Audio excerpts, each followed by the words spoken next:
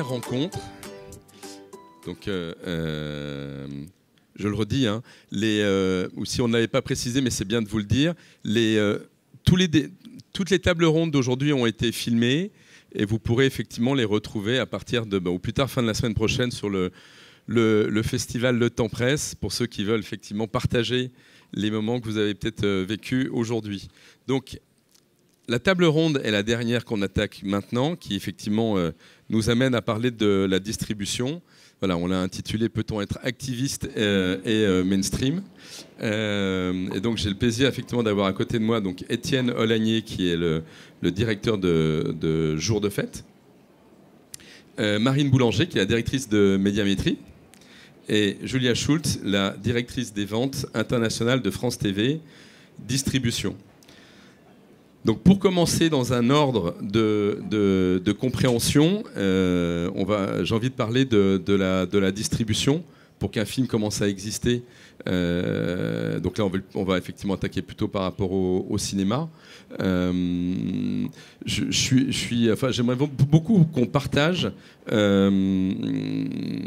comment Jour de Fête choisit ses films et expliquer effectivement le temps que ça représente pour un distributeur de préparer la sortie d'un film et de donner peut-être voir un exemple de succès et puis peut-être de non-succès malgré toute l'énergie donnée. D'accord. Bonjour. Alors juste en introduction, donc effectivement je dirige une société qui s'appelle Jour de Fête, qui est un distributeur depuis 2006. Donc et puis on est aussi vendeur international, donc on est un peu comme Julia sur les mêmes marchés, et ce d'autant plus qu'on a récemment racheté une société qui s'appelle Doc & Film et qu'on vient de créer du coup une ombrelle qui s'appelle The Party Film Sales, qui va vendre les films de Jour de Fête et de Doc & Film. Voilà, donc c'est juste pour dire que pour amener à la question qui est comment on acquiert les films. C'est vrai que nous, comme on a cette double casquette, on acquiert les films souvent avec un double regard, en se disant est-ce que ce film est bien pour la France, nous paraît intéressant à sortir en France, est-ce qu'il est bien pour l'international seulement, ou alors les deux. Voilà, donc il y a déjà ce regard qu'on porte. Alors après, nous, bon, on est une jeune société, parce qu'on n'a pas encore 15 ans, on commence à avoir un peu de bouteille, mais on est encore une jeune société et qui a évolué dans le temps. C'est-à-dire que quand on a commencé ce métier, on allait sur les marchés auprès de vendeurs et on regardait des films finis à Berlin, à Cannes, et puis on choisissait les films qu'on avait aimés finis. Et donc principalement des films étrangers, parce que vous avez dû en parler peut-être dans la journée, évidemment les films français étant financés avec un distributeur en général et un vendeur international, on n'avait pas accès à ces films. Donc les premières années, on a acheté essentiellement des films étrangers, et comme on a eu la chance d'avoir quelques petits succès, ça nous a permis d'avancer dans le temps. Et puis en 2010, on a commencé à s'intéresser aux films français, à être un peu plus identifiés sur le marché, et on a un certain nombre de producteurs français qui ont commencé à nous proposer des scénarios, à la fois en documentaire, parce que c'est quelque chose qu'on aime beaucoup faire, sortir des documentaires en salle, et des fictions. Voilà. Et puis depuis 2010, je dirais qu'on a basculé du coup vers autre chose, c'est-à-dire qu'aujourd'hui on sort principalement des films qu'on a signés sur scénario, alors qui ne sont pas toujours français, qui sont français ou étrangers, ou les deux. C'est-à-dire que je crois que vous aviez sur votre petite fiche Papicha, qui est un de nos derniers succès, que vous avez peut-être vu, un film qu'on a sorti. On en a parlé aujourd'hui, ils sont venus aujourd'hui. Voilà, un très joli film. Et celui-là, on l'a signé sur scénario. Alors c'est un film algérien qui représentait l'Algérie aux Oscars, mais qui est aussi un film français, puisque coproduit et même produit majoritairement par la France. Et donc Papicha, c'est typiquement le genre de projet sur lesquels on va. Voilà, si je prends un autre exemple, un film qui sort bientôt qui s'appelle Un fils, qui est un film tunisien, mais qui est aussi un film français, qui a un peu le même profil que Papicha, qui lui n'était pas à Cannes mais à Venise, qui a gagné d'ailleurs le prix d'interprétation à Venise. Alors ça, c'est la première chose, c'est comment on choisit les films. Alors sur scénario, c'est un peu la même chose que sur film fini, avec le risque en plus, c'est-à-dire qu'on choisit un film dont on aime l'histoire, dont on aime le sujet, le projet. Et puis après, on fait un pari sur l'auteur, on fait un pari sur le casting, on fait un pari sur les producteurs, parce qu'évidemment, il y a rarement un bon film s'il n'est pas bien porté par toute une équipe. Et comme nous, on sort principalement des premiers, deuxièmes films, c'est un pari qui est d'autant plus grand que souvent, on n'a pas grand-chose du passé de ces auteurs pour se faire une idée. C'est plutôt la rencontre avec l'équipe, avec les personnes qui nous convainc ou pas de partir dans l'aventure. Alors sur le travail maintenant, c'est vrai que le travail d'un distributeur indépendant, bon d'abord en 15 ans il a beaucoup évolué, hein, c'est pas du tout la même chose de sortir un film quand on a commencé. Paradoxalement, on était toute petite boîte, on avait peu de moyens, mais c'était beaucoup plus facile de sortir. Et la différence entre il y a 15 ans et aujourd'hui, elle se trouve où? Oh, elle se trouve dans plein d'endroits.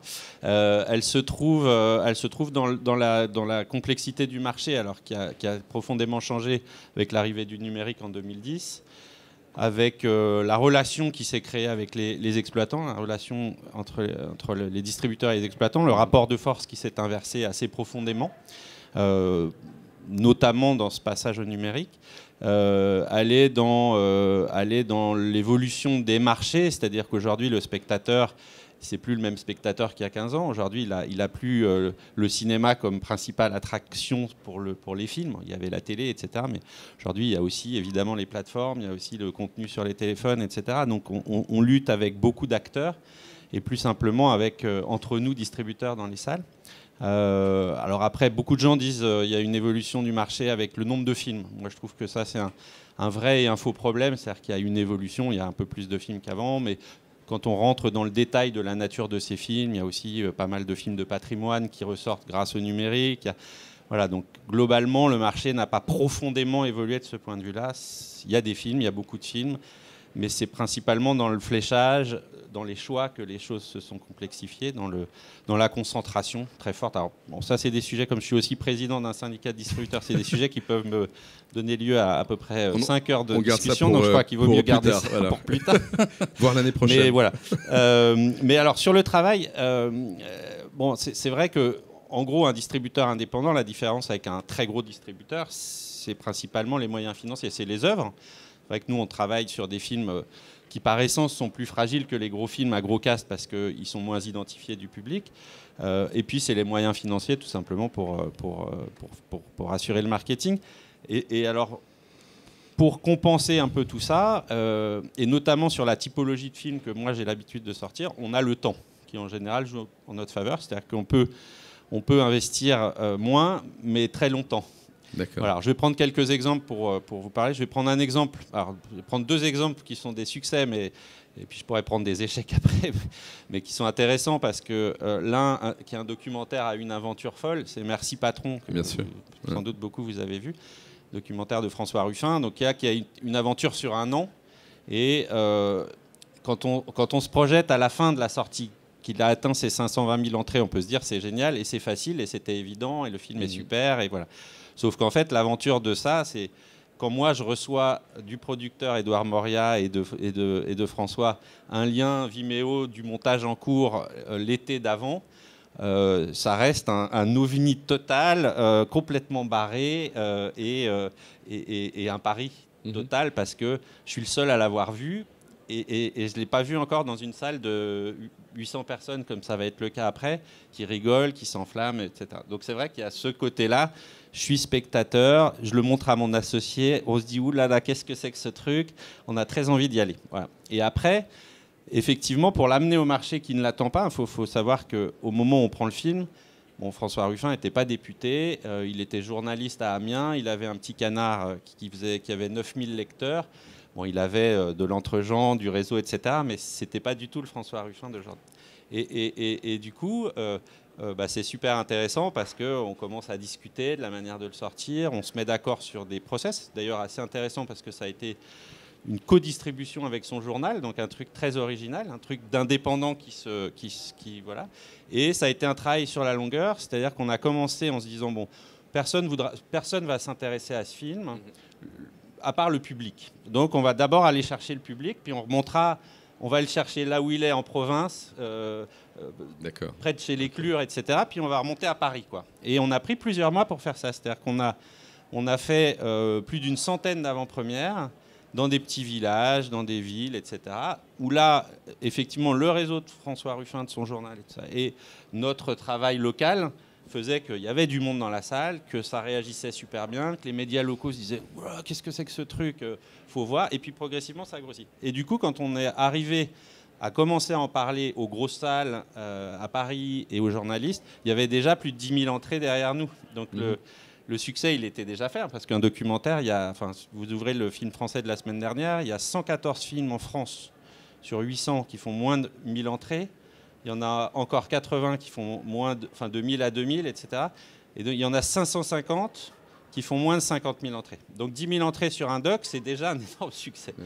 Et puis après, on l'a sorti et accompagné, etc. Voilà. Donc ce travail-là, je dirais que si on ne l'avait pas fait, je pense que ce film, en le posant au moment de sa sortie, même avec du marketing, on n'aurait jamais fait ça. Alors après, c'est un film un peu particulier. Il a été à l'origine des Nuits debout. Ça a lancé des projections. Voilà. Jour de fête, sort combien de films, distribue combien de films par an?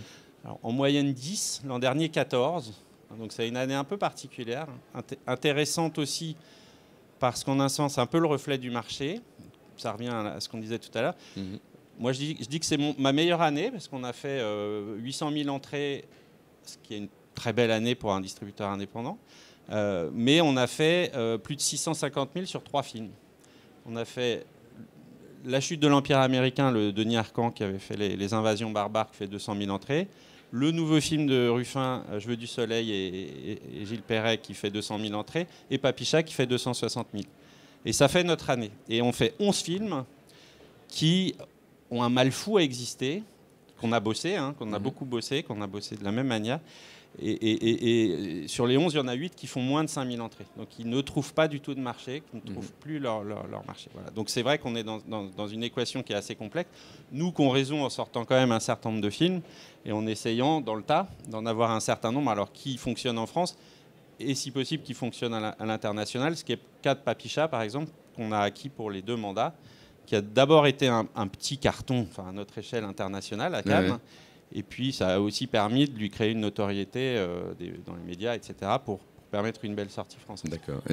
Et puis, on va revenir après pour parler des sujets. Je voudrais qu'on fasse parce que l'idée, c'était effectivement d'avoir une sorte de vitrine de la vie d'un film, de sa sortie, donc idéale au cinéma, et effectivement, puis ensuite, aller effectivement vers la télé et la vente internationale. Je vois juste effectivement Marine juste parler de médiamétrie pour expliquer effectivement le rôle de médiamétrie qui est spécialisé dans la mesure d'audience. Donc ton métier aujourd'hui est de travailler principalement avec les chaînes de télévision.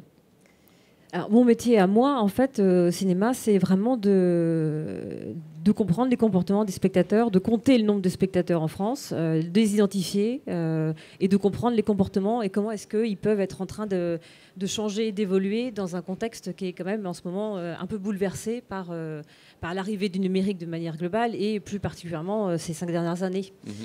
Donc, moi, du coup, je vais plutôt vous parler des comportements des spectateurs et je vais me mettre du point de vue des spectateurs quand ils reçoivent les œuvres, parce que c'est ça qu'on décrypte et c'est ça qu'on essaie de comprendre.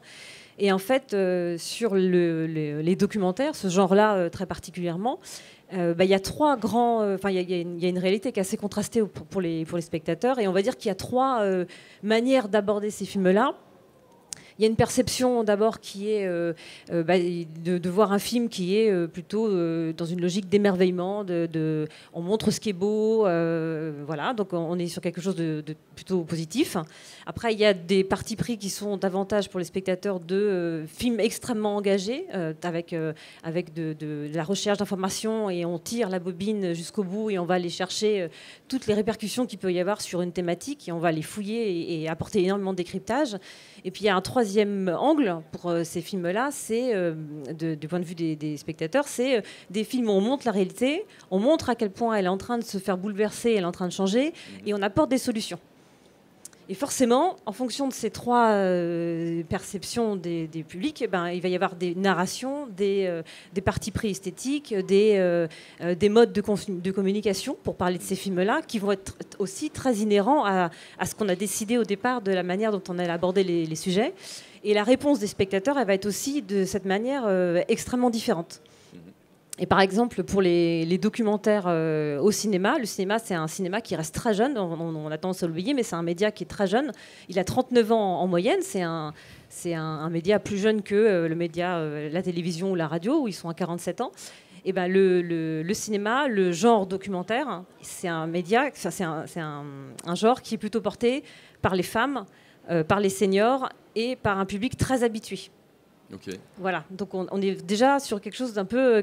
Et surtout, on est sur des sorties en salle, et les sorties en salle, c'est hyper important, sur un accompagnement qui est un peu seul.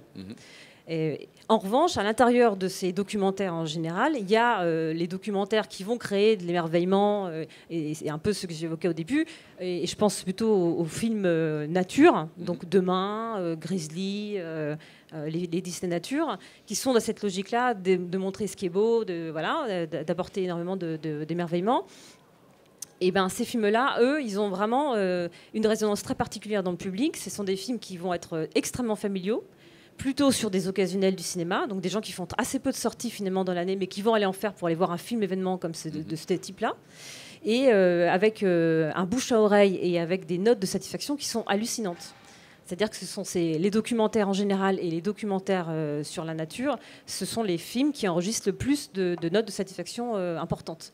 Donc c'est la preuve, enfin c'est une façon aussi de notifier l'engagement qu'il y a eu au départ pour créer ces œuvres-là. Mais le spectateur, il en a parfaitement conscience. En revanche, c'est clair qu'en fonction des partis pris qu'il y a des réponses spectateurs de venue qui sont très très particulières. Et le film, le document en télévision, il est un peu plus large, il est un peu plus mixte, mais il reste quand même très senior. Voilà.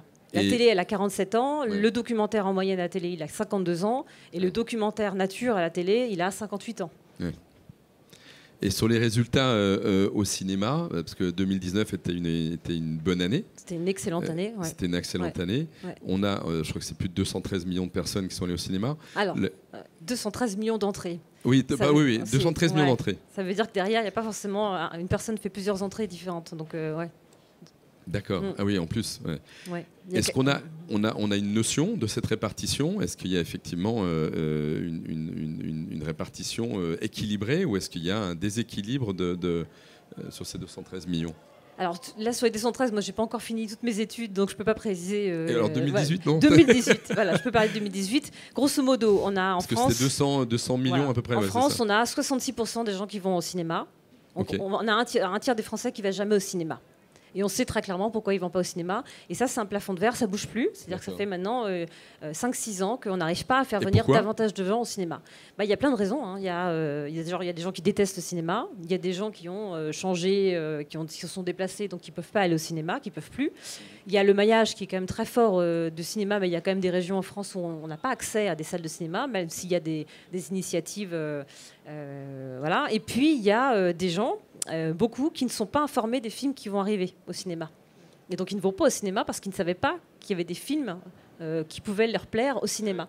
Donc il y a un déficit de notoriété de plus en plus fort sur les films qui vont sortir chaque semaine. Il y a 15 films qui sortent chaque semaine, en moyenne. Il n'y a que 16% de la population des spectateurs cinéma qui sont informés des films qui vont sortir. Donc c'est très peu. Et ça se met dans un contexte d'ultra-concurrence des contenus. On sait bien que tout a été bouleversé depuis 15-20 ans, et les choses s'accélèrent de façon quand même assez phénoménale là, ces 5 dernières années. Et dans le cadre des sujets, parce qu'effectivement on avait mis, peut-on être activiste et mainstream. Alors c'est là que je te pose la question, oui. Qu'est-ce que ça veut dire mainstream? Voilà. C'est ça, hein, c'est ça, exactement. On avait prévu le coup. Donc c'est bien, je suis prêt. Donc, non, mais pour nous, alors mainstream, c'était effectivement grand public, c'est pour un public très large. Et donc effectivement, aujourd'hui, y a-t-il des sujets qui sont diffusés au cinéma qui permettent une grande accessibilité et qui, malgré tout, effectivement, influent des informations, sont des films à message, essaient de faire éveiller les consciences. Voilà. Est-ce que, et on en parlait tout à l'heure, donc est-ce que le film animalier reste alors il est mainstream, mais est-ce que effectivement c'est une valeur sûre et on sait effectivement que ça fonctionne? Est-ce que d'autres sujets aujourd'hui, est-ce qu'il y a une appétence qui vient? Est-ce qu'aujourd'hui il y a une évolution? Ça va nous emmener un peu vers la télé justement et puis après vers les ventes internationales, mais effectivement, est-ce que cet appétit qu'il y a ou qu'il peut y avoir existe, ou est-ce qu'il est encore tout petit et il monte en douceur? Alors, c'est un peu compliqué d'y répondre à cette question. Je pense vraiment qu'il y a un vrai appétit pour les sujets. De toute façon, c'est une année 2019 où on a vu des sujets sociétaux qui ont été traités avec un certain parti pris assez inédit. Mais bon, voilà, Merci Patron, c'en était un très bon exemple. Mais il y en a pu aussi avoir de manière un peu plus légère Les Invisibles. Bon, voilà, Les Misérables étaient évoqués tout à l'heure. Voilà, il y a évidemment une appétence pour les sujets. Tout est toujours pareil. C'est la manière dont on va raconter les choses et l'angle et les bonnes histoires en fait derrière. Et de l'expérience de Médiamétrie sur les sujets qui vont sortir au cinéma, ont-ils un succès identique quand ils passent à la télévision? C'est démultiplié. La télévision, c'est une caisse de résonance incroyable. Un succès au cinéma entraîne forcément un succès à la télévision. D'accord. Par exemple, moi l'exemple que j'ai en tête, c'est Félin. Donc Félin, ça a fait, je crois, un peu moins d'1 million. On est à 0,7 million d'entrées. Quand il est passé sur France Télévisions en 2016, je crois qu'il a fait 3 millions 2. Donc voilà, c'est aujourd'hui des gros chiffres. C'est des très gros chiffres. Et de toute façon, France Télévisions, sa parole, mais fait de plus en plus de prises de prime avec des documentaires. Et, on va justement passer à Julia Schultz, qui est directrice des ventes internationales de France TV Distribution. Alors, c'est vrai que aujourd'hui, le marché, quand même, c'est intéressant que vous soyez là, parce que le marché subit une évolution. Ce n'est pas une révolution, mais il y a effectivement depuis 5 ans l'arrivée de Netflix, d'Amazon, il va bientôt y avoir Disney. Voilà. Aujourd'hui, quand vous êtes effectivement sur ce marché qui est donc d'être chargé de faire des ventes à l'international. Voilà. Est-ce que d'une année à une autre, depuis 5 ans, les choses sont en permanence remises en question et modifiées? Est-ce qu'il y a quand même, malgré tout, des éléments sur lesquels vous pouvez construire? Comment est-ce qu'aujourd'hui vous... En fait, justement, juste pour expliquer bien qui on est et comment on fonctionne, du coup, nous, on est vraiment là pour... on reçoit des projets et on juge à chaque fois notre... on va dire, le focus est vraiment sur le fait, est-ce qu'on arrive à attirer un public à l'international, c'est-à-dire à l'étranger, en dehors de la France, pour certains sujets, pour des propositions. En général, on lit des scripts, on les reçoit assez tôt. Et à la base du script et à la base, après, des critères que tu mentionnais aussi, qui sont le cast, la production, l'écriture, l'auteur, etc. Est-ce que là-dedans, on voit des clés pour vendre ce projet aux acheteurs internationaux, c'est-à-dire nous, on est dépendant du fait que soit des acheteurs directement des chaînes de télévision, des acheteurs chez les distributeurs de cinéma ou des acheteurs des plateformes s'intéressent au sujet. Du coup, c'est vraiment un focus très clair et qui peut être très différent du jugement d'un projet pour un public français. En fait, là, on est vraiment, on est dans une autre, on a d'autres critères. Et justement, là-dedans, on est dans un marché qui bouge constamment, en fait. C'est assez difficile de prévoir.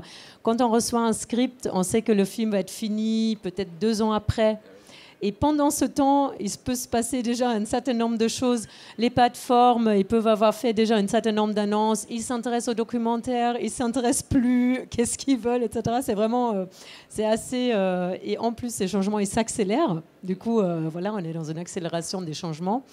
Et de l'autre côté, là-dedans, dans ce monde qui change, le fait qu'un projet peut être engagé, peut avoir un message fort et peut se distinguer du coup dans cette affluence de projets du monde entier qui sont créés tous les jours, ça peut être un réel atout. C'est-à-dire aujourd'hui, le fait qu'il y a ce message fort peut être aussi important pour nous dans un projet que le fait de présenter un casting important. Parce qu'aujourd'hui, ce qu'on sait, on vit dans un marché où il y a une inflation d'histoires, de projets audiovisuels, voilà, largement, qui viennent de tous les continents. On n'est pas les seuls en France. Voilà, ils viennent de partout. Ils s'adressent à... En fait, ça, c'est nouveau. On s'adresse tous aux mêmes acheteurs chez les plateformes. C'est-à-dire qu'il y a une concentration des acheteurs qu'on s'adresse.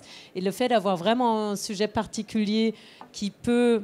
un sujet engagé qui peut parler, ne pas seulement en français, mais à un public international, ça peut vraiment être un atout très très fort. Voilà.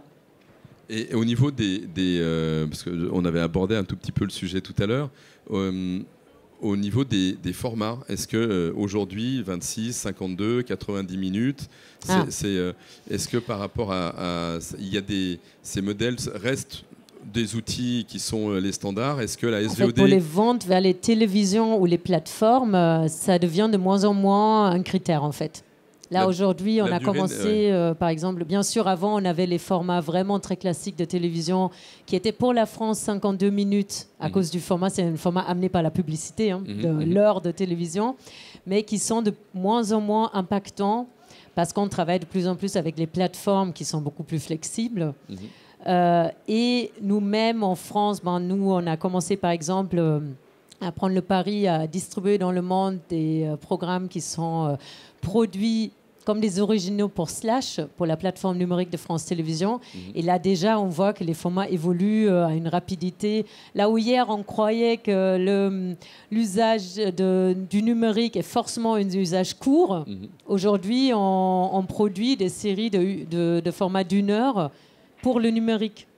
Du coup, ça évolue énormément et au final, on se rend compte que finalement, c'est pas tellement vrai et je veux dire, tout le monde va pouvoir être plus flexible sur les formats et qu'on est de toute façon à chaque fois dans une adaptabilité aussi, en fait. Du coup, c'est pas ça qui va faire un critère de base comment dire, de dire qu'on ne prend pas tel ou tel film ou qu'on s'intéresse en particulier à une œuvre parce qu'elle a elle répond à un certain formatage. Et la production française aujourd'hui à l'international, est-ce qu'il y a une telle compétition que elle a peu ou pas sa place ou est-ce en fait, j'ai envie de dire que ça va de mieux en mieux parce qu'on sort globalement quand même, on est dans un monde anglo-saxon.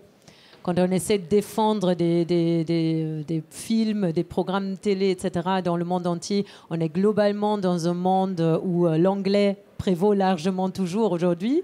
Après, il y a eu un engouement pour les séries européennes quand même qui était drivé aussi, il ne faut pas se cacher, il a été drivé par les plateformes aussi qui ont pris des risques de programmer des séries en espagnol, des séries dans d'autres langues et de sensibiliser le public à un usage de programmes sous-titrés qui n'était pas vraiment très fort à la base quand on parle des chaînes télé, voilà. J'ai envie de dire qu'il y a de plus en plus d'ouverture, mais aussi de plus en plus de concurrence.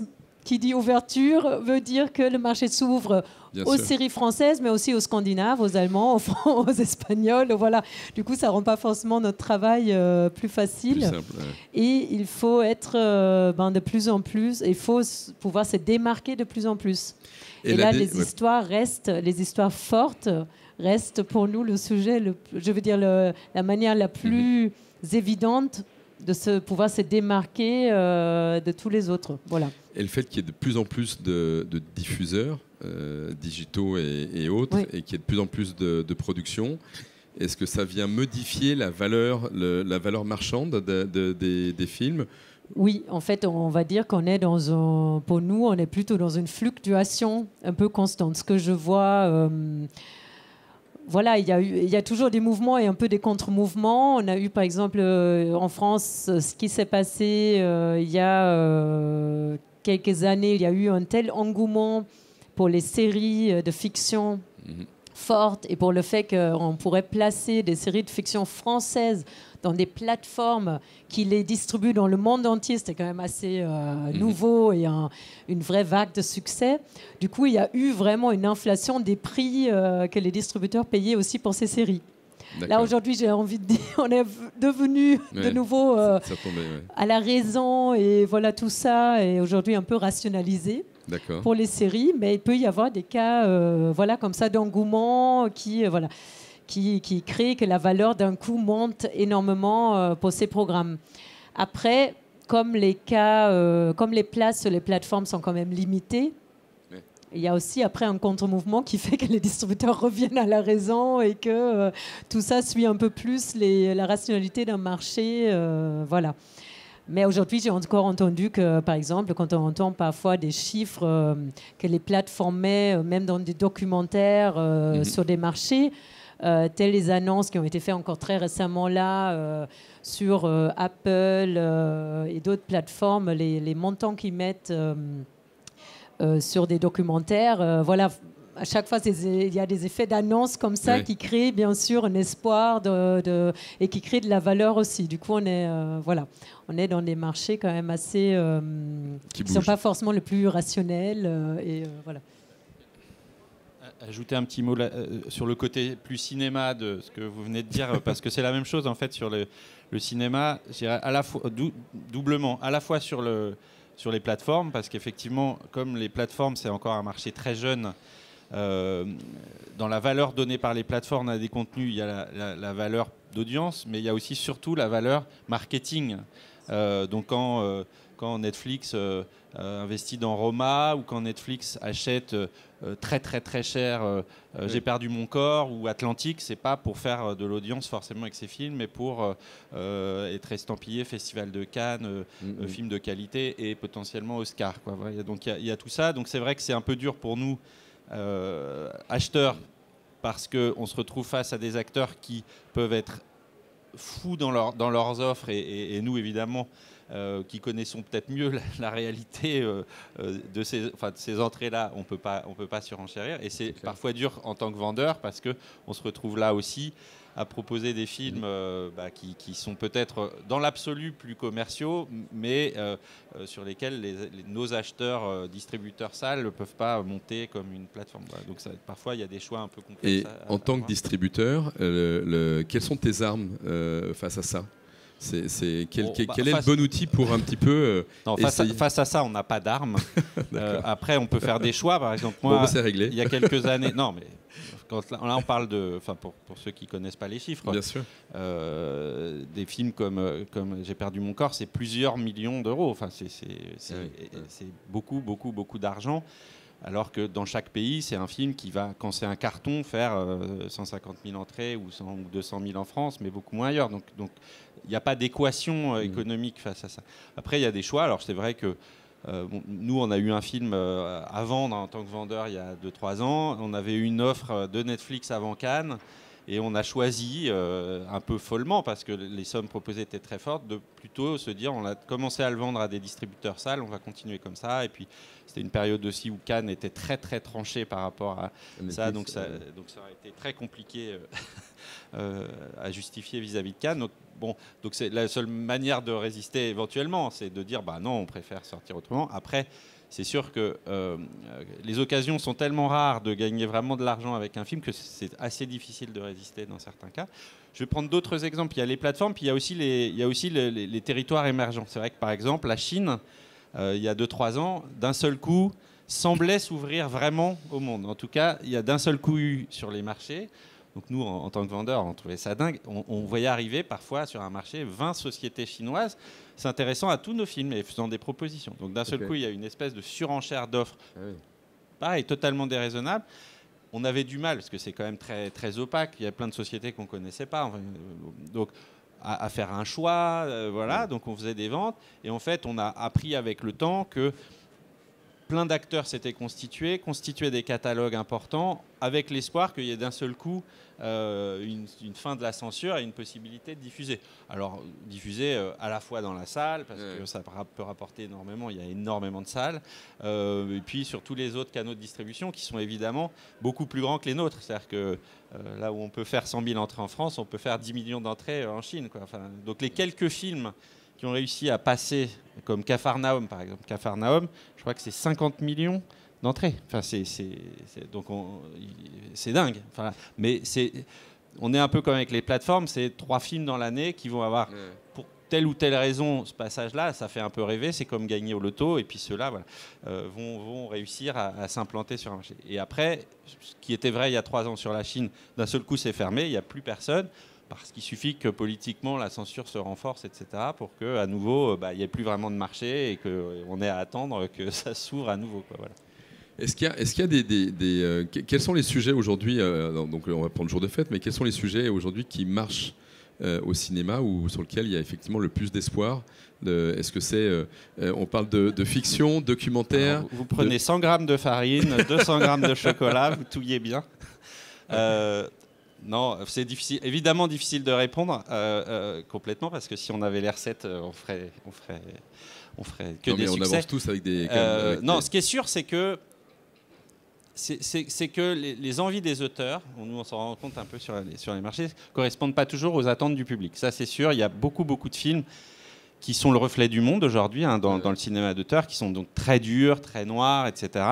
Et finalement, assez peu qui réussissent à allier ce projet de noirceur, enfin cette histoire vraie, dure, avec un potentiel public. Alors, il y a toujours une exception. Par exemple, cette année, il y a un documentaire exceptionnel qui s'appelle Pour Sama, For Sama, qui raconte des horreurs, mais qui les raconte avec tellement de cinéma et tellement d'humanité que les gens sont venus quand même. Alors, ça reste pas, c'est pas des millions d'entrées, c'est 100 000 entrées en France, etc. Mais c'est un film qui a existé malgré sa noirceur.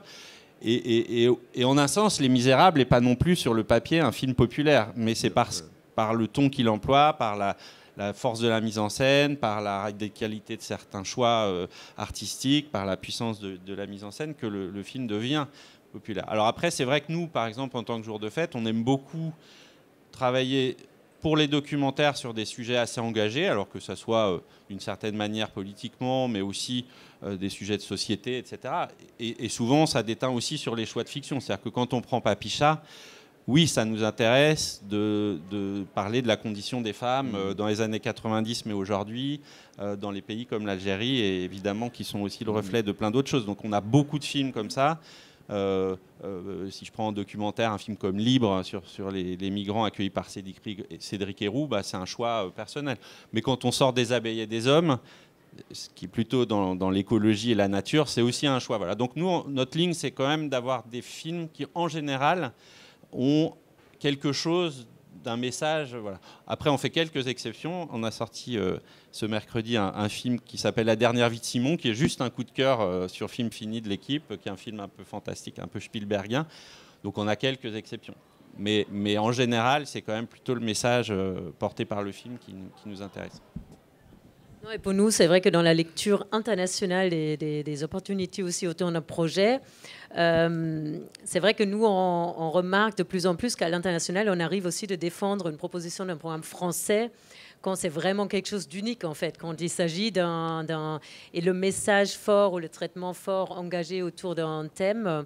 Par exemple, il y a la semaine dernière, on était au Sundance. C'était la première fois qu'une série française était sélectionnée au Sundance Festival aux États-Unis. Et c'était la série Laetitia par Jean-Xavier de Lestrade, qui est l'adaptation d'un fait réel en série, mais qui prend le pari de justement raconter l'histoire d'une victime avec tout un questionnement sur la société, qui raconte comment c'est possible qu'un drame aussi cruel... Le drame que Laetitia, c'était une fille qui s'est fait tuer de manière extrêmement cruelle, coupée en morceaux, je ne sais pas si vous vous souvenez peut-être tous. Et lui en fait justement un vrai questionnement sur notre société aujourd'hui en fait. Et du coup, c'était aussi pour moi la preuve que cette série-là a été sélectionnée, qu'on arrive aujourd'hui à avoir de l'attention à l'international par les festivals qui peuvent pousser des sujets, vraiment quand c'est des contenus à la fois uniques, un traitement unique et aussi engagé en fait, qui a un vrai potentiel derrière. Et Marine, j'ai une question sur sur ce qui marche à la télé, par exemple, et qui ne marche pas au cinéma. Voilà. Est-ce qu'il y a des exemples de typologie Alors, comme le cinéma a beaucoup changé, on va dire que là, ce qui fonctionne, 213 millions d'entrées, c'est une année où ce qui a marché, c'est quand même le film américain, le gros film de très bonne qualité parfois, mais le live action, des choses qu'on connaissait déjà, donc du Roi Lion qui est remis en live action, des Avengers, du Star Wars, voilà, donc des franchises, des choses connues sur lesquelles on va thésauriser finalement, mais c'est aussi ce qu'on fait en télévision. On adore en télévision avoir la façon de fidéliser les gens, et donc. Oui, mais en télévision, c'est toi qui me le disais, mais le genre policier marche bien. Oui. Le genre policier en télévision, c'est un bon exemple de complémentarité des médias. C'est-à-dire qu'en fait, le genre policier en télé, en fiction, c'est je ne vais pas dire à toutes les sauces, mais c'est la série policière, elle est sur France 2, sur TF1, en français, en américain, elle est partout. Et c'est vrai que c'est un genre au cinéma qui est beaucoup plus confidentiel. C'est un genre qui est très masculin, les gens viennent tout seuls dans la salle, et pour déclencher une vente, ce qui est extrêmement important, c'est d'avoir un accompagnant. Voilà. Donc si on est sur des cibles qui viennent toutes seules au cinéma, c'est sûr que derrière, il y a moins de succès aussi. Et le documentaire, c'est aussi ça qui fait sa faiblesse, c'est que ça fédère pas toujours. Ouais. Donc on revient souvent de façon, c'est très personnel un documentaire, on est touché par une thématique et on va vouloir aller voir cette thématique, mais réussir à embarquer avec nous 1, 2 ou 3 personnes sur cette thématique précisément, c'est pas si facile que ça. Et donc pour réussir à donner envie à d'autres, c'est vrai que dans la communication autour du film, il faut déjà aussi pouvoir donner à la personne qui a envie d'y aller d'autres éléments pour qu'elle puisse elle-même faire de la recommandation et il faut lui donner des histoires dans l'histoire. Je ne sais pas si c'est très clair ce que je dis, mais... Si. Alors moi, je voudrais revenir sur, mais par rapport à ça, sur justement les auteurs qui ont effectivement envie de parler d'un certain cinéma qui n'est pas forcément le cinéma qui est attendu. Est-ce que on peut partager pour ceux qui sont là ou les gens n'ont peut-être pas besoin de conseils, mais est-ce que toi ou vous, selon les métiers que vous avez des attentes? Vous voudriez voir des films ou des productions, des propositions que vous n'avez pas ou peu, qui fait qu'aujourd'hui, effectivement, vous seriez plus demandeur de certains genres et que vous avez plutôt tendance de recevoir autre chose qui n'est pas forcément ce que vous recherchez. Je fais ça pour ouvrir la discussion avec le public. Oui et non, c'est-à-dire que moi, ce que je recherche, c'est des très grands films. Après, quand on les choisit sur scénario, on a parfois la chance que le film qu'on a rêvé et que tout le monde a rêvé arrive, et que parfois même il soit mieux que le scénario. Et puis dans d'autres cas, et c'est le cas souvent quand même aussi sur les films que je défends, ça peut arriver parce qu'il y a aussi des budgets correspondant au film, et que parfois dans le projet, le film il est prévu sur 3 millions, puis à la fin il y a 1 million pour le faire et les producteurs le font quand même. Forcément, c'est assez rare dans ce cas-là que le film ait exactement les qualités qu'il avait prévu d'avoir au départ. Mais donc, pour répondre à la question, je ne sais pas. Oui, moi j'ai des aspirations personnelles et j'aimerais parfois que les projets qui sont présentés dans les festivals ou qui nous arrivent ne soient pas aussi sombres qu'ils sont ou soient un peu plus ouverts, parce que, encore une fois, moi on intervient nous en tant que distributeurs dans la réflexion avec les auteurs, hein, c'est-à-dire que souvent on nous montre des montages, etc. Et puis on ne cherche pas, au-delà d'un travail collaboratif, à dénaturer les œuvres. Mais on voit que souvent une œuvre qui a quelque chose de lumineux à la fin, ou quelque chose qui laisse le choix au spectateur, va mieux marcher qu'une fin très fermée. Et il y a beaucoup de films aujourd'hui qui ne marchent pas, de mon point de vue, juste parce qu'ils ont une fin très fermée. Et au fond, c'est des très bons films, mais qui ne peuvent pas déclencher un bouche à oreille parce qu'on sort de là. Moi, ça m'est arrivé il y a 2 ans. Le film était magnifique, mais tellement noir à la fin que les gens sortaient, et on avait fait des études, alors pas avec Médiamétrie, mais avec un autre organisme, en disant j'adore, mais le fait est que le bouche à oreille ne se déclenchait pas parce que la phrase d'après c'était j'adore, mais c'est tellement dur. Alors quand tu vas à un dîner après un film et que tu vas voir tes amis, tu dis j'ai vu un super film aujourd'hui, mais vraiment qu'est-ce que c'est dur. Les gens se disent j'irai voir autre chose. Donc ça par exemple c'est un truc que dans les projets qu'on a, on aime bien un petit peu influencer, parce que parfois ça se joue à pas grand-chose le succès d'un film. Et la force de Papicha, par exemple, c'est que dans la discussion a été réintroduit une fin lumineuse sur un film qui raconte quand même des horreurs, mais qui les raconte avec l'énergie de la vie et avec l'espoir que quand on a cette énergie, on puisse faire évoluer le monde, quoi. Je partage cet aspect. Souvent, d'ailleurs, nous, on est assez... Le plus souvent, quand on fait un retour pour un script, déjà au niveau du script, un producteur, c'est souvent, ça se joue aussi sur l'écriture de la fin, en fait. Et c'est aussi souvent quelque chose qui est reproché un peu aux films français, d'ailleurs, soit de ne pas trouver de fin, d'être trop longue, en fait, ne pas trouver une bonne sortie, une bonne issue d'une histoire. Et sinon, au niveau... en fait, on ne peut que marcher par des éléments, des aspects, parce que si on aurait le projet idéal, on essaierait probablement de le monter nous-mêmes, de le produire. Ou, voilà. Du coup, en fait, totalement, bien sûr, on est totalement dépendant des auteurs, des histoires qu'ils amènent, et souvent, on est complètement capté, on est très heureuse avec les histoires qui nous sont proposées, mais on marche vraiment sur quelques critères où on sait qu'à, par exemple, des écritures très longues, souvent globalement au film ou plutôt au programme audiovisuel français, on reproche une lenteur assez flagrant à l'international, en fait. Trop d'introspection ou trop de... comment dire, trop de paroles par rapport à des cultures un peu plus nordiques, où on a un problème avec ça, en fait, où on s'attend à comment dire, un rythme un peu plus soutenu d'une histoire, sans parler forcément d'un film d'action, mais même dans les drames, d'avoir quelque chose un peu plus osé, plus de mouvement, en fait, en gros. Et après, globalement, on cherche, on a envie aussi d'être surpris par la nouveauté, en fait.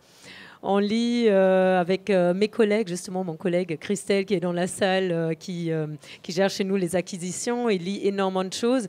Et c'est vrai que nous aussi, on a envie d'être surpris par un peu des écritures nouvelles, des histoires qui manifestent une ouverture vers d'autres pays, vers d'autres points de vue, etc. Du coup, c'est vrai que nous aussi, on a une envie de dépasser le film policier ou les programmes policiers à la Capitaine Marlowe qui font plus de 6 millions de spectateurs en France. Nous, pour l'international, on a envie aussi d'être surpris par autre chose. Voilà. Non, je voulais juste prendre un exemple dans le cinéma, parce que quand tu dis on aime être surpris, le plus gros succès auteur dans le monde cette année, c'est Parasite, qui est quand même typiquement le genre de film qui est invendable sur le papier. Enfin, il y a tous les ingrédients de ce qui ne marche pas d'habitude.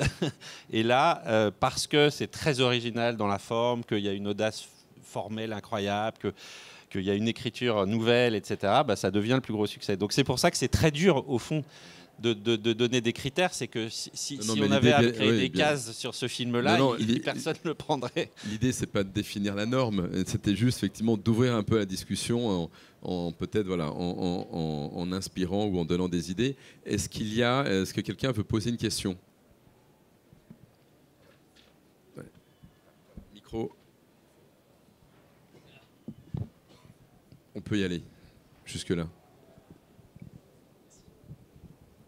Alors, ma question va plus s'adresser du coup à Monsieur Aulagnier de Jour de Fête, parce que j'ai eu la chance de voir La Dernière Vie de Simon en ciné-expérience, donc sans savoir ce que j'allais voir en amont. Et donc, s'en est suivi une discussion avec le réalisateur, enfin l'équipe du film. Et j'étais surpris d'apprendre qu'un tel film, qui est quand même donc Spielbergien comme vous l'évoquiez, mais qui donc, dans sa forme en tout cas, est assez accessible à tout type de public de cinéma, ait mis autant de temps, non seulement à exister, d'abord, parce que le réalisateur a porté le film pendant 7 ou 8 ans, je crois. Et du coup, je m'interrogeais sur... vous disiez tout à l'heure que vous l'avez acquis une fois terminé, sur d'abord comment est-ce que vous décryptiez cette difficulté à faire exister un tel projet, un peu de genre, mais quand même très accessible, en France en tout cas, et puis comment vous avez vécu ce processus-là d'acquisition, d'entendre parler du projet, etc. Alors c'est effectivement un très bon exemple, ce film, des difficultés du marché. C'est-à-dire qu'on est face, je ne sais pas si d'autres l'ont vu dans la salle, mais donc on est face à un film de genre qui pourrait rappeler par certains aspects E.T., l'originalité d'un E.T. ou de films de cet ordre-là. C'est-à-dire qu'on est dans un monde réel avec l'introduction d'un truc surnaturel qui fait que le film est genré. Et on a un gros problème en France, c'est qu'on accepte ça, les spectateurs acceptent ça, tout le monde accepte ça très bien du cinéma américain, aussi bien au cinéma qu'en série, Stranger Things, n'importe quelle série américaine sur des sujets un peu surnaturels fonctionne incroyablement bien. Et malheureusement, il n'y a quasiment aucun exemple de film français, même de très grande qualité, qui ait réussi à passer la barre de la salle. Alors, quand nous, on a choisi ce film, qu'on a vu fini, on sait tout ça, mais on se dit c'est dingue, ce film est vraiment génial. Il est assez incroyable dans l'histoire. Déjà, c'est des jeunes de 20 ans qui ont eu cette idée. Alors, le pitch du film, c'est l'histoire d'un petit garçon qui, en fait, quand il touche quelqu'un, peut en prendre l'apparence pour toute sa vie. Donc, il va utiliser ce pouvoir d'abord contre lui, puis après pour lui. Voilà. Et alors, je vous raconte pas tout, mais c'est ça le présupposé. Donc, il y a une chose fantastique, mais après, tout le film se passe plutôt dans un monde normal, quoi. Il a sa vie, etc. Et il y aurait un film américain comme ça, avec même pas de star, je crois, et un logo estampillé Disney. Moi, je suis persuadé que le même film ferait 3 ou 4 millions d'entrées. Et là, on savait que ça serait un chemin de croix. Ça a été un chemin de croix pendant 8 ans pour que ce duo d'auteurs réussisse à faire le film. Et il a fallu un producteur qui lui-même ait le courage d'investir un peu son argent, de trouver finalement quand même 2 chaînes qui suivent, mais vraiment un peu à l'arrache. Et ce film, il s'est fait dans une économie de film très indépendant. Il s'est fait à 1 million d'euros, alors ils ont réussi à faire à l'image un film qui ressemble plutôt à un film à 3 ou 4 Tu l'avais reçu en amont au niveau de... Je ne l'ai pas reçu sur scénario, ce film-là, parce que là aussi, il a une aventure très dure, c'est-à-dire que des gens qui le signent et puis qui finalement n'osent plus à la fin. Enfin, en fait, tous ces projets-là ont des aventures incroyablement dures. Et nous qui avons pris le film après avec la conviction que ce film était génial, on a continué à subir ça tout en ayant l'énergie quand même de le faire, hein, parce qu'on a fait des choses déraisonnables tout en sachant que ça n'allait pas marcher comme ça devrait marcher. On a pris 2500 bus avec des affiches. Enfin, on a fait la promotion d'un gros film pour essayer de faire en sorte que ça marche. Et après, on a tout se passe comme malheureusement c'est prévu sur ces films-là. C'est-à-dire que les salles te disent... j'aime vraiment beaucoup, ce film est génial, mais ça ne va pas marcher. Et tu te dis, mais... Alors que c'est très drôle parce qu'en parallèle, je programme un premier film tunisien d'un inconnu qui sort le 11 mars. Et alors que d'un côté, on a un film très commercial, très familial, très facile et qui plaît à tout le monde. C'est-à-dire qu'en fait, dans tous les festivals où on l'a proposé et où il était compétitif, il a gagné le prix du public. Donc au bout d'un moment, quand il y a des gens dans la salle pour ce film, et moi je suis allé à une projo comme ça mercredi pour voir, dans la salle, il y avait 40 personnes et ça applaudit à la fin, ce qui est quand même relativement, voire très rare au cinéma. Mais en revanche, on n'arrive pas à atteindre les publics qu'on devrait atteindre. C'est-à-dire que par exemple, les jeunes qui seront... Enfin, moi, j'ai amené mes enfants, c'est leur film préféré. C'est pas parce que je l'ai sorti, c'est juste qu'ils m'ont demandé à le revoir tout de suite après. C'est rare chez des enfants de 7-8 ans, quoi. Mais dans la salle où j'étais, il y avait 0 famille, 0 enfant. C'est-à-dire que le genre français n'attire absolument pas cette cible-là. Et finalement, dans la salle, il n'y avait que des seniors, etc. Donc je me disais, mais même, c'est étonnant que ces gens soient venus voir ce film. Et la solution, c'est quoi? C'est une question de moyens?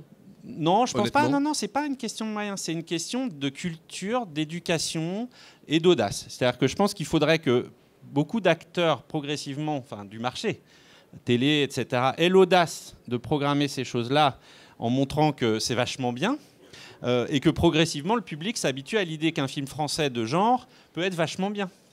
Mais finalement, nous, on a vachement discuté avec l'équipe, et là, je vois, ils continuent à beaucoup tourner dans les médias et tout ça. C'est vrai qu'on essaye d'avoir un chemin, de dire, par exemple, c'est pas un film de genre, c'est un film, c'est un super film. mais tout de suite, les gens ont besoin, sur Allociné, de mettre ça dans une case, et film de genre français, les gens se disent, oulala, qu'est-ce que c'est que ce truc? C'est une espèce de rejet. Voilà. Donc ça fait partie des l'outil des réseaux sociaux, il est là, mais il suffit pas. Le fait est que non. Pour toucher ce public familial et ce public jeune, on a matraqué les réseaux sociaux, Instagram, etc. Mais il y a vraiment ce blocage. C'est-à-dire qu'il aurait fallu, si on avait voulu faire marcher ce film, il aurait fallu en fait qu'on mente totalement, c'est-à-dire qu'on le double en anglais, le truc fou, hein, et qu'on dise que c'était un film américain. Et peut-être que là, on aurait réussi. Alors après, pour ces films-là aussi, c'est vrai que la télévision, c'est un énorme média pour faire de la notoriété.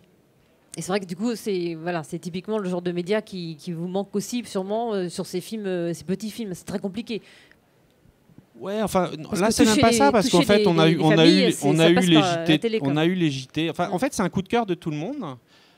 Mais ça suffit pas. C'est-à-dire que là, c'est vraiment un truc, je pense, structurel au public qui n'est pas habitué, qui n'a pas encore intégré, qu'il pouvait y avoir du bon cinéma de genre français. C'est vrai que les Français et les millennials français en général, si c'est pas américain, ça ne les intéresse pas. Les comédies françaises ne les intéressent pas de manière générale. Mais comme quoi, ça montre effectivement que les gens sont pas si curieux que ça. Non. Qui vont vers des choses auxquelles ils sont habitués. Exactement. On et revoit que, toujours le même effectivement, style de les film. emmener, si la surprise, s'ils allaient au cinéma pour découvrir ce qu'ils ne savent pas, le bouche à oreille pourrait démarrer à partir de là. Et voilà, mais donc c'est un peu la réalité de notre marché. Donc, on va laisser... Oui. Non, mais je dis, de ce point de vue-là, les formats, le délinéaire peut être une vraie opportunité. pour justement la créativité et éduquer les publics à de nouvelles ce film, choses. il aura une carrière aussi ailleurs, je pense, parce qu'il intéresse les plateformes et tout ça. Alors il reste à l'étranger et il revient. Ça aussi, ça peut le faire. C'est pas impossible parce que les Américains l'ont clair. super bien accueilli. Mais pour faire un remake, ils se disent tout de suite, oh là là, il y a un sujet génial, remake. Alors s'il y a une question, on va en prendre une dernière. S'il y a une question. Si on n'a pas, parce qu'on m'a fait signe que voilà, notre temps était écoulé. Voilà, en tout cas, alors déjà, merci à vous d'être venu. Oui. Dernière question. Pardon, une question, j'ai pas vu la main. Désolé, excusez-moi, mon français c'est pas bien. J'ai essayé de m'exprimer. Alors, je voudrais demander, c'est quel votre critère, on peut dire ça, vous choisissez les projets. Si vous avez une acquisition, par exemple, que le projet c'est à l'écriture, comment vous choisissez un projet? En fait, on a un processus de lecture commun, collégial d'un projet. Et après, nous, il se veut qu'on est on est un distributeur, on est en filiale du groupe France Télévisions, en distribution, en vente internationale, et on est dans tous les différents segments, c'est-à-dire on prend aussi bien des documentaires que des séries de fiction, que des longs métrages ou des séries d'animation. Et dans chaque genre, on a un peu des critères, on connaît bien les marchés, on connaît à peu près les tuyaux, les cases pour lesquelles à l'international ce projet peut être intéressant.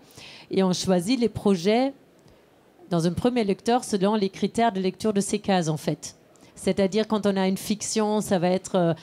le sujet va être, OK, c'est quoi comme fiction? Une fiction policière? Est-ce qu'elle est écrite d'une certaine manière que ça peut... Est-ce que déjà elle est bien écrite en fait? Ça, déjà, c'est pour tous les genres, c'est le dénominateur commun. Est-ce qu'il y a une qualité de l'écriture qu'on voit tout de suite? Est-ce que ça se tient?